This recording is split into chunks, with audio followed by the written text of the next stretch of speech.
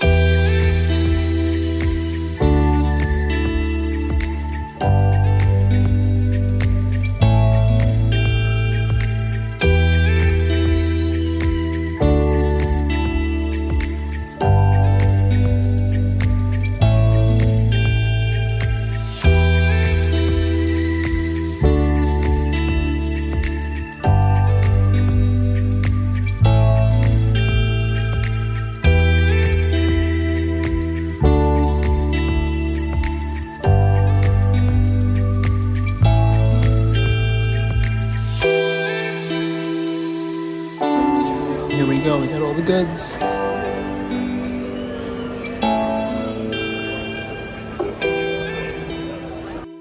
Alright, so we're back, and that was just an awesome day over at WonderCon day one. This is my first time over at WonderCon. It was really laid back, really chill. Reminded me of C2E2 last year. But overall, just an awesome vibe, and the Funko booth was rocking as always. They did a good job with line management around it. They had like a shorter line around the booth, and then had everyone lined up at the back of the con to keep the like traffic blocking to a minimum over by the booth, because it usually does get crazy by the Funko booth. So they did a good job with that. And the booth didn't have a theme this year, but they did do a pretty good job decorating it with their Funko colors and their big sign. So I thought it looked pretty good with Freddy and Franny on the outside, and just all different like sayings for Funko. You are one of one, stuff like that. So I thought the booth did look pretty good. I do like when they do theme it, but with no theme for this con, I still think they did a pretty good job. You can see they had a lot of good pops. I think they did a good job appealing to the masses here at this con, you know, with their anime stuff, with the One Piece and the Naruto, and then they had some Toy Story with Tin Toy, Captain America, a bunch of stuff like that. So I thought they did a good job, and their limited piece is really cool with that She-Ra and the Voltron, the black and white, which I know a lot of people are liking. Also, that Dungeons and Dragons one is pretty cool. So those are the show-only pieces, and then just all the other ones I think they did a good job with. But for me personally, I only wanted 2 pieces from the booth this year to add to my personal collection.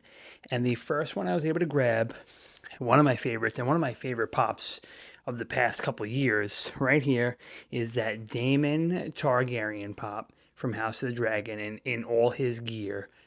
I think this looks awesome with his helmet, the shield. This one just looks really good, and I think I'm just loving it with that con sticker. But I think Damon's such a great character in the show, and this pop was one that I really wanted when I first saw the announcement for it, so I was glad I was able to grab this from that Funko booth.